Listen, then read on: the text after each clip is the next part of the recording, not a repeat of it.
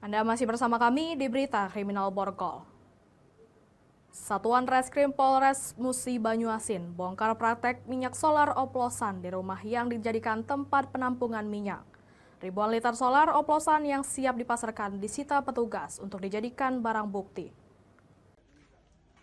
Tim unit Pisus Satreskrim Polres Musi Banyuasin melakukan penggerebekan rumah yang dijadikan tempat penampungan minyak solar oplosan yang dikelola tersangka berinisial NZ di Kota Sekayu, Mubah.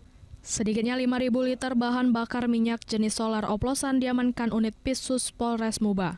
Dari pengakuan, tersangka mendapat BBM solar subsidi dari 2 tempat SPBU yang ada di Kota Sekayu sebanyak 200 liter setiap SPBU. Modus pelaku menggunakan sesuai barcode tiap harinya dan ditampung di rumahnya. Sementara minyak tanah didapat dari orang yang mengirimnya dan sudah setahun lebih praktek ilegal ini berjalan. Seperti apa? Jadi tersangka ini menggunakan truk seperti yang kita lihat di belakang.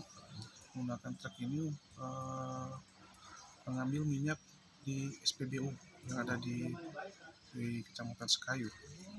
Di mana dia menggunakan truk ini untuk melansir dengan barcode yang dia miliki,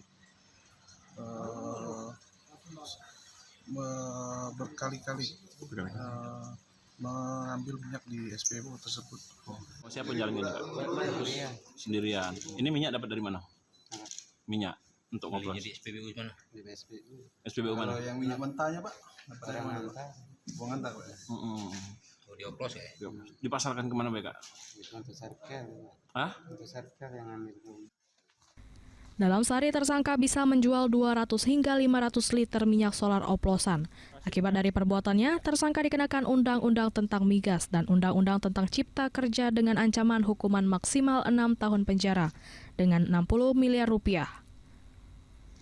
Dari Musi Banyuasin, Edi Lestari, iNews melaporkan.